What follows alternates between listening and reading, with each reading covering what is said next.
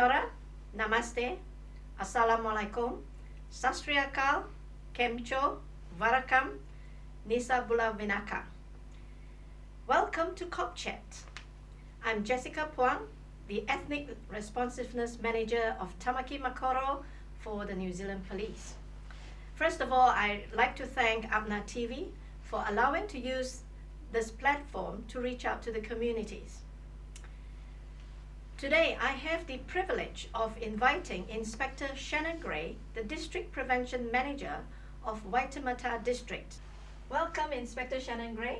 Thank you very much, Jessica. It's great to be here. Yeah, thank you for coming. And you are the Waitemata District Prevention Manager.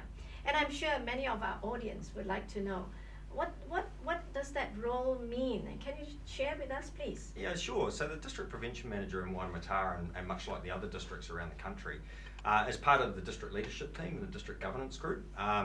So really my core role is making sure that all our people in district are operating under our prevention first model. So really what that's about is ensuring that everyone's taking an opportunity to prevent harm in the community before it actually happens. Mm-hmm. So that's by making sure that people are safe on our roads, safe in their homes. So I've got a number of work groups that work for me. How many? In fact, I was going to tell you, I've got 5 inspectors that work report to me, as well as 1 research doctor who does a lot of research for our district and across Tamaki Makaurau.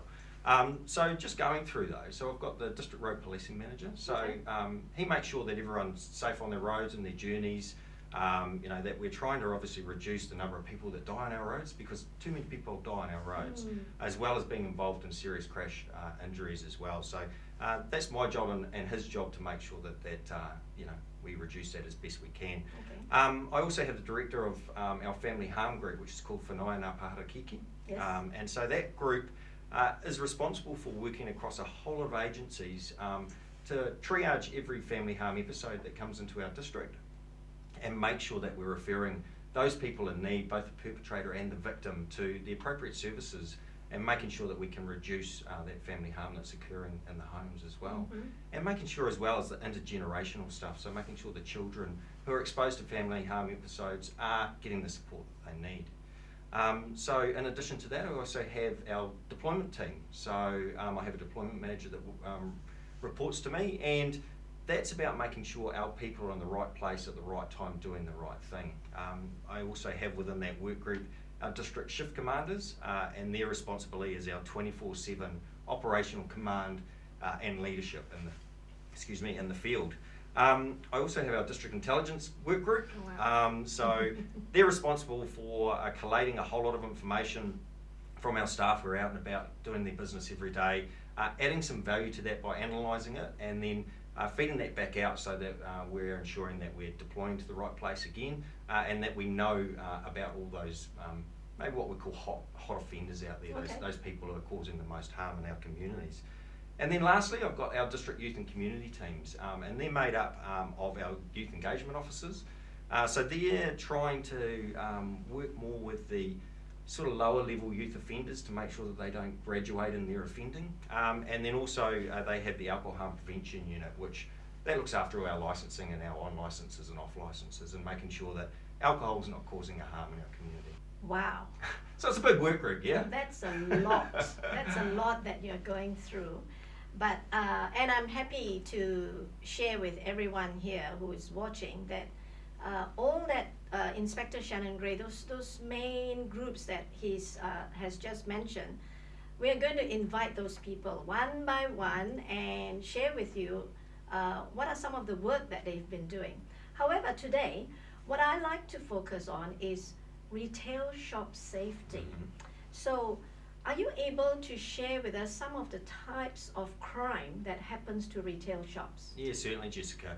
I suppose the first main common offence that we would see occur in a shop, and I don't want to minimalise it or say that it's low level, but it's the shoplifting. So when we talk about shoplifting, it's an offender or a person who walks into a store, picks an item up off the shelf, maybe conceals it in a bag or puts it in their pocket, and then leaves the store without making any attempts to pay. So that's basic shoplifting. So for those ones, who normally are the offenders without putting someone or one group, but would there be fair to say that there's a certain group who would be the likely offenders of this kind of crime? Yeah, I understand what you're trying to ask there, and it's difficult because everyone offends for different reasons. Okay. And so I suppose what we can do is put them into certain categories, much like someone who's actually offending to either feed themselves. So we call that sort of hand-to-mouth offending. So they may have difficulty with their living arrangements and can't actually afford to purchase grocery items and stuff like that. So we have people who commit offences for that reason. We have other people who will steal high value items for the purpose of maybe fueling other addictions, whether that be drug or alcohol. Mm-hmm. And then of course we have opportunists. So Sure. someone who will just go in, if the security measures or people aren't paying attention in stores and they see the opportunity, then they may seize that opportunity. So it's probably a rough 3 categories that you could place the offenders into. Okay, so just using these 3 categories, what would you advise our audience here if they happen to be on the other end, that they are the shop owners? What can they do? Yeah, so there's a couple of things.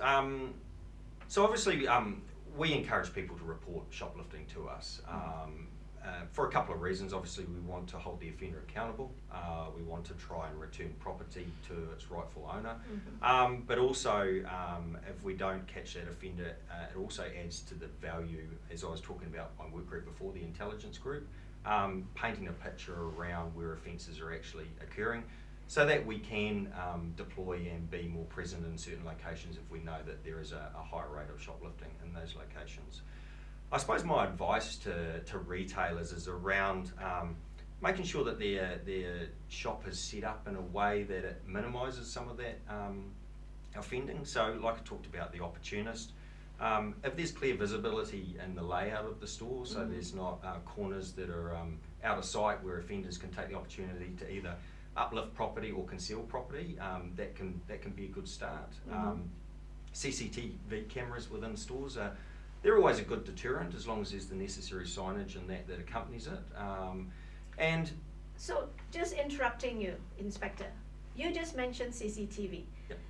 Have you come across a lot of reports that back from our own staff saying that, our own police saying that the CCTV are not operating? Are there lots of incidents like that? Yeah, that's quite frustrating for us when we move into an investigation phase of any offence. Is that and that's a really good recommendation, I think, for everyone, is that if you've got it installed, check it, make sure it's working, and if it's not working, take measures to make sure it is working, because you just never know when either police or someone else will need that footage. It might just be that vital piece of the puzzle that we need to solve a crime. Okay. And what about robberies then? Yeah, robbery. So I've already touched on the shoplifting, and, Yes. and that was really where I was going to go to next, is that less common, but they still do occur, as of course robbery and aggravated robberies of our retail stores. Now, so I suppose to define what a robbery is, so that's when one or more persons would enter into your store and either threaten violence or use violence for the purpose of taking property, whether that be cash or cigarettes or alcohol or something along those lines. So obviously that's a far more serious offence than what shoplifting is, and that involves a more significant investigation from police. All right. So if a robbery is happening, what should people do? What Yeah. should the shop owners do? Yeah, that's a really good question, and something that we want to really get across is, and I know it's really difficult for people when their livelihood is at stake and they're seeing property being taken, but the best thing, advice we can give is that you cooperate with those offenders. The sooner they get what they've come for and have left the store, the sooner everyone is safe, and the sooner people can contact police. We ask people to stay alert during those. I know, in those type of traumatic situations, it's can be difficult to stay calm, but we suggest people stay calm. Try and take on board as much information around the offender or the offenders as they can. So, height, age, ethnicity, clothing descriptions, any tattoos or marks that might help us identify that person later on down the track. And particularly when they leave the store, have they left in a vehicle? Can we get a registration? All right. If they've left on foot, do we know what direction they've travelled in? Because that's a really good starting point for our patrols when they arrive, or a police dog unit when they turn up to start tracking that offender as well. Sure. How successful is the police in apprehending these robbers?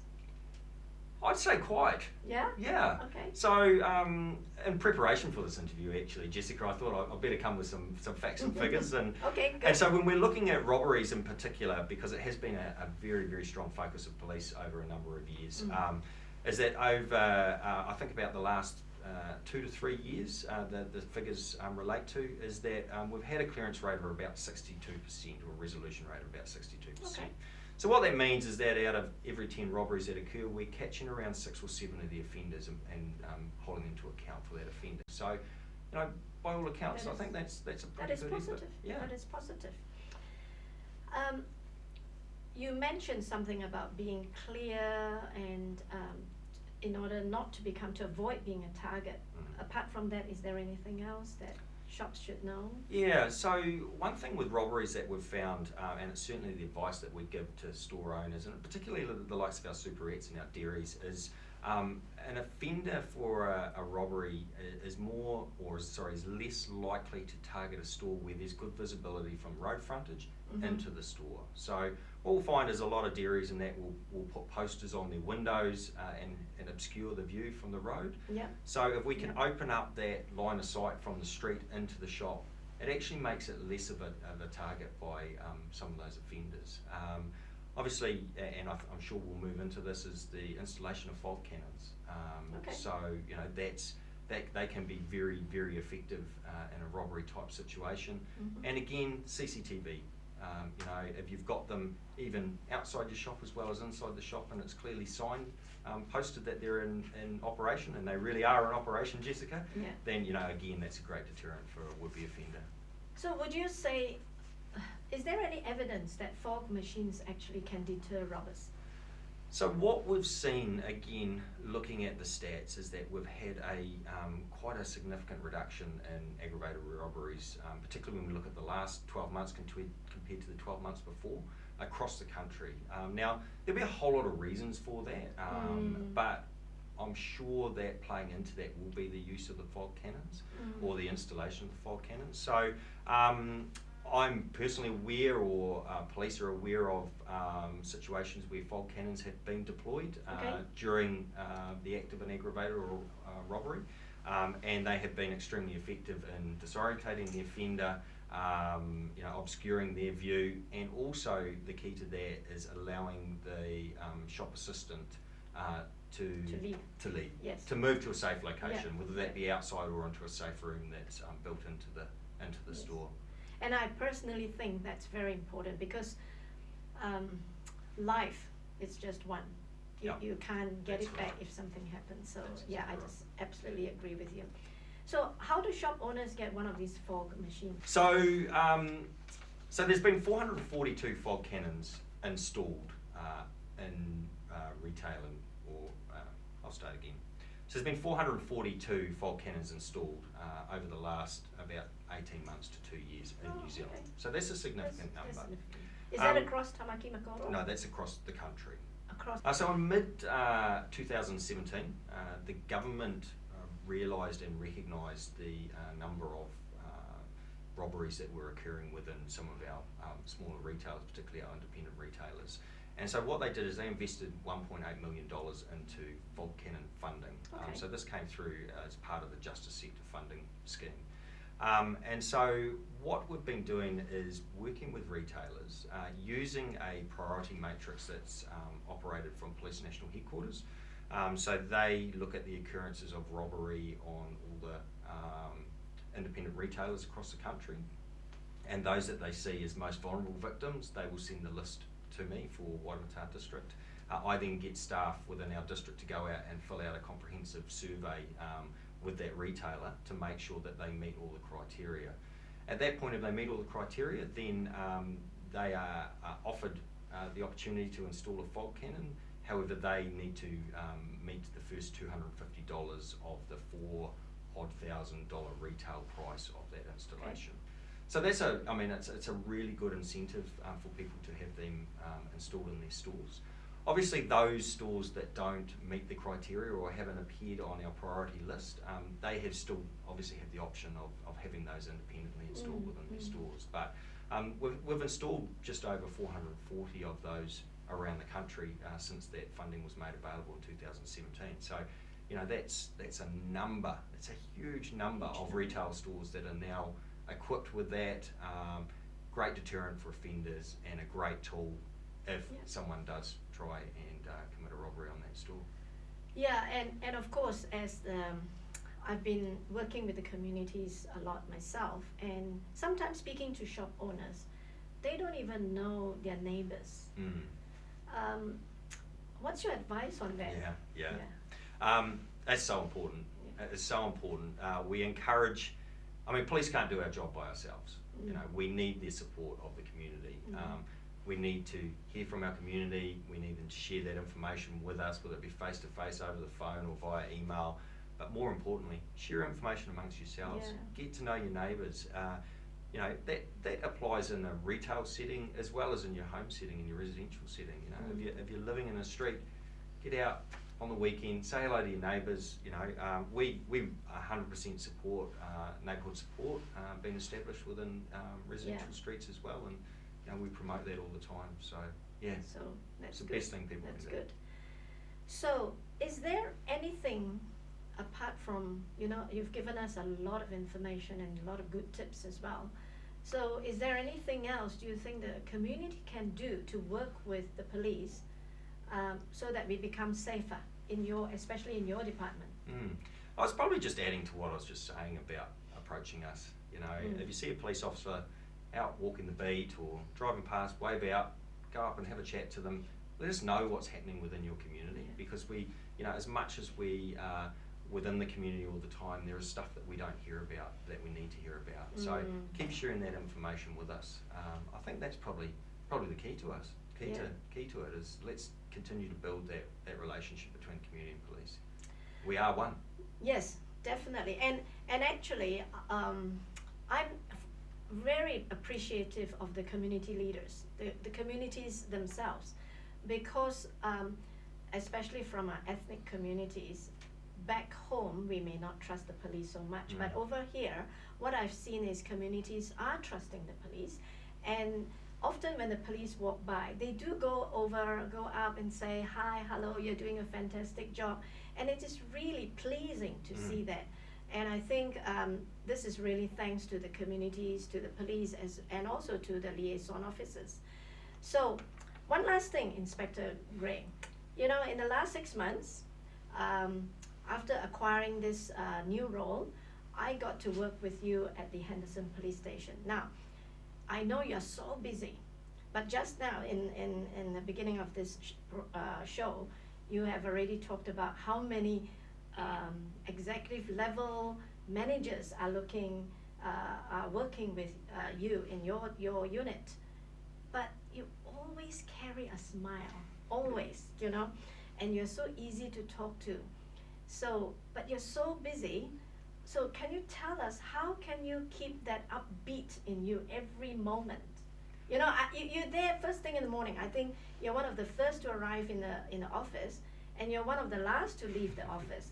And yet you carry that smile and that politeness. I really want to hear, how did you keep this up? Well, I'm speechless. That's a lovely thing to say, Jessica. Look, I think there's a couple of things really. I love the job I do. I love the opportunity to come in every day and try and make a difference for the communities that we work for and work with. It's great people like you and the others that I work for that keep me positive during the day as well.